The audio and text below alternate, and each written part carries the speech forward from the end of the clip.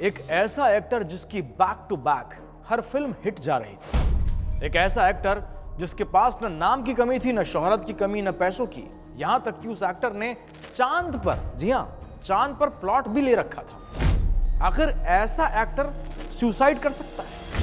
सोच के देखिए। पिछले कुछ सालों से हर व्यक्ति के मन में यही सवाल है कि एक ऐसा एक्टर जिसके पास सब कुछ था, वो सुसाइड क्यों करेगा? या फिर था उसका ये प्लान्ड मर्डर? आइए इसी बारे में बात करेंगे। मैं बात कर रहा हूं सुशांत सिंह राजपूत के बारे में।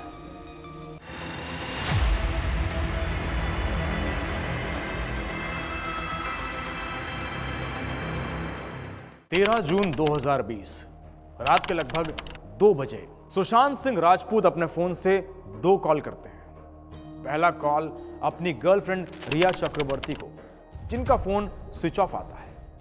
उसके बाद ये दूसरा नंबर मिलाते हैं अपने दोस्त महेश शेट्टी को, जो कि एक टीवी एक्टर है। और इत्तेफाक से दोस्तों, इनका फोन भी उस रात को स्विच ऑफ आता है। अगले दिन यानी कि 14 जून को सवेरे महेश शेट्टी सुशांत को कॉल बैक करते हैं और 20 मिनट तक उनसे बातचीत करते हैं। उसके बाद सुशांत अपने बेडरूम में चले जाते हैं। सवेरे लगभग 10 बजे का समय था।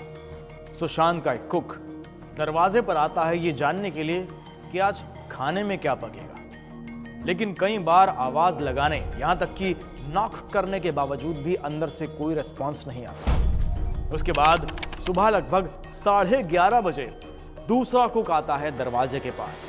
वो फिर आवाज लगाता है कि खाने में क्या पकाया जाए, लेकिन फिर भी उसको कोई रिस्पॉन्स नहीं मिलता।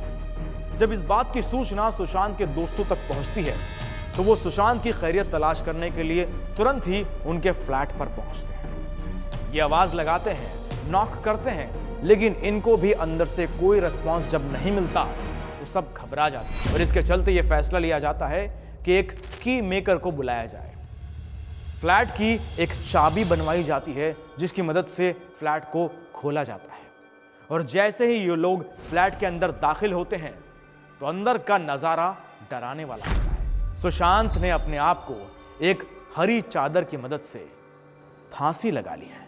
यह सब देखकर ये सभी लोग काफी घबरा जाते हैं और फिर पुलिस को इन्फॉर्म किया जाता है। लगभग 2 बजे पुलिस आती है और लाश को पंखे से उतारकर शाम के 5:30 के आसपास कूपर अस्पताल भेज दिया जाता है, जहां पर पोस्टमार्टम की रिपोर्ट के मुताबिक ये बात साफ हो जाती है कि सुशांत सिंह राजपूत ने सुसाइड किया है। सुशांत सिंह राजपूत का जन्म 21 जनवरी 1986 में बिहार की राजधानी पटना में हुआ था। इनके पिता श्री कृष्ण कुमार ये सरकारी विभाग में थे। दुर्भाग्य से बचपन में ही, यानी लगभग 16 साल की उम्र थी सुशांत सिंह राजपूत की, तभी इनकी मां का देहांत हो गया। और उसके बाद सन 2002 में इनकी पूरी फैमिली पटना से दिल्ली शिफ्ट हो गई।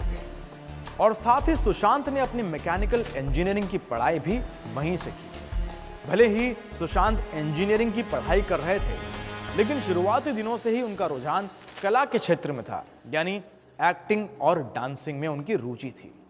इसीलिए कॉलेज की पढ़ाई करते करते उन्होंने एक्टिंग एवं डांसिंग की क्लासेस में भी एडमिशन ले लिया। और उनका ये जुनून पागलपन में तब बदल गया जब वो सन 2006 में इंजीनियरिंग की पढ़ाई छोड़कर मुंबई आ गए। शुरुआती कुछ वक्तों तक उन्होंने एज अ बैकग्राउंड डांसर अपने काम को अंजाम दिया और सन 2008 में वो पृथ्वी थिएटर से जुड़ गए। और इसके बाद उन्हें एक टीवी सीरियल किस देश में है मेरा दिल, इसमें सेकंड लीड के तौर पर एक किरदार मिल गया। दोस्तों, सुशांत की परफॉर्मेंस इतनी ज्यादा जबरदस्त थी जिसके चलते उन्हें एक बड़ा सीरियल ऑफर हुआ जिसका नाम था पवित्र रिश्ता। और इसी सीरियल की वजह से सुशांत सिंह राजपूत को मिली नई पहचान और वो बन गए हिंदुस्तानी टीवी इंडस्ट्री का एक जाना माना और बड़ा चेहरा। 2011 में मुकेश छाबड़ा, जो कि एक फेमस फिल्म डायरेक्टर हैं और साथ ही साथ एक बड़े कास्टिंग डायरेक्टर भी हैं, इनकी नजर सुशांत सिंह राजपूत पर पड़ती है और ये उन्हें एक बड़ी फिल्म काई पोछे में लीड कैरेक्टर के तौर पर लॉन्च करते हैं। एंड गेस व्हाट, 22 फरवरी 2013 में रिलीज हुई ये फिल्म एक सक्सेसफुल हिट साबित होती है। पहली पिक्चर हिट होने के बाद में सुशांत को एक और बड़ी फिल्म मिल गई जिसका नाम था पीके, जिसमें उनके किरदार को लोगों ने काफी सराहा और पसंद किया। इसके बाद तो ऑफर्स की जैसे लाइन लग गई थी। सुशांत के पास बड़े बड़े प्रोजेक्ट्स ऑफर होने लगे, जिसमें एक बड़ा प्रोजेक्ट आया YRF यानी कि यश राज फिल्म्स की तरफ से, और बिना किसी देरी किए सुशांत ने इस ऑफर को एक्सेप्ट कर लिया। लेकिन यही सुशांत की एक बहुत बड़ी गलती हो गई। ऐसा क्यों? आगे सुनिए। YRF के बैनर से निकली पहली फिल्म शुद्ध देसी रोमांस एक एवरेज फिल्म साबित हुई, लेकिन सुशांत को एक बड़ी और असली पहचान मिली अगली फिल्म यानी कि MS Dhoni the untold story से। और इसके बाद से दोस्तों सुशांत को फ्यूचर ऑफ बॉलीवुड कहा जाने लगा। तभी अचानक 14 जून 2020 को सुशांत की मौत की खबर आती है। चौंक गए ना कि जब सब कुछ ठीक चल रहा था तो अचानक से सुशांत की मौत कैसे हो जाती है? आइए जानते हैं। 8 जून 2020 को सुशांत की एक्स मैनेजर दिशा सालियान बिल्डिंग से कूदकर आत्महत्या कर लेती है। और इसी बीच सुशांत सिंह राजपूत और रिया चक्रवर्ती उसी फ्लैट में मौजूद थे।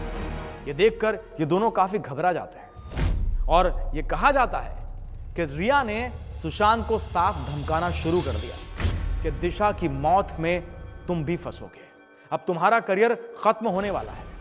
यह भी बताया जाता है दोस्तों कि 8 जून को इन दोनों की यानी सुशांत और रिया का झगड़ा काफी बढ़ गया था और इसी बीच रिया ने सुशांत को धमकी दी थी कि वो उसे छोड़ेगी नहीं और साथ ही साथ उसका करियर बर्बाद कर देगी। ऐसा कहते हुए वो 8 जून को वो फ्लैट से चली जाती है। सुशांत सिंह राजपूत अपनी पर्सनल लाइफ में तो परेशान थे ही, साथ ही साथ उनकी प्रोफेशनल लाइफ भी अच्छी नहीं चल रही थी, क्योंकि उनका YRF के साथ में 3 फिल्म्स का कॉन्ट्रैक्ट था। ये 3 फिल्में थी शुद्ध देसी रोमांस, पानी एवं डिटेक्टिव व्योमकेश बख्शी। सुशांत सिंह राजपूत को लगने लगा था कि YRF की तरफ से उन्हें और भी बड़े प्रोजेक्ट्स ऑफर होंगे, लेकिन ऐसा कुछ हुआ नहीं।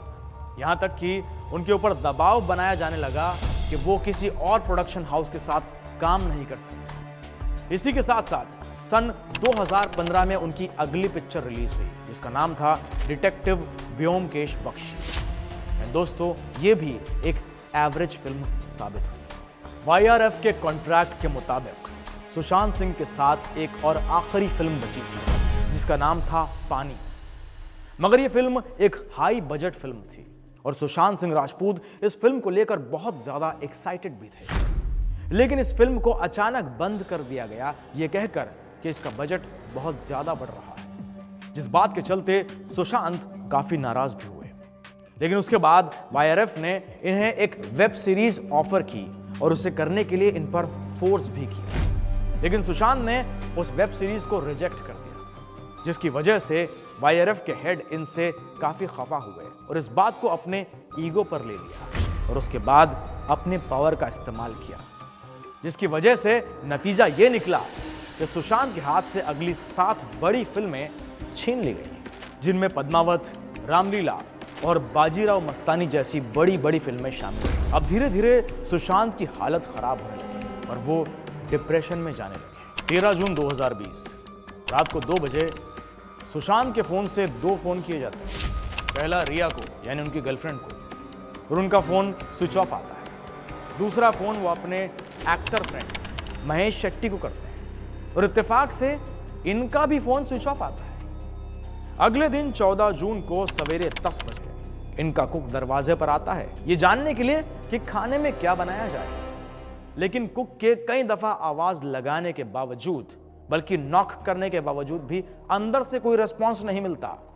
11:30 बजती है, दूसरा कुक दरवाजे पर आता है और उसे भी अंदर से कोई रिस्पांस नहीं मिलता। जब इस बात की खबर सुशांत के दोस्तों तक पहुंचती है तो उनकी खैरियत तलाश करने इनके फ्लैट आ पहुंचते हैं।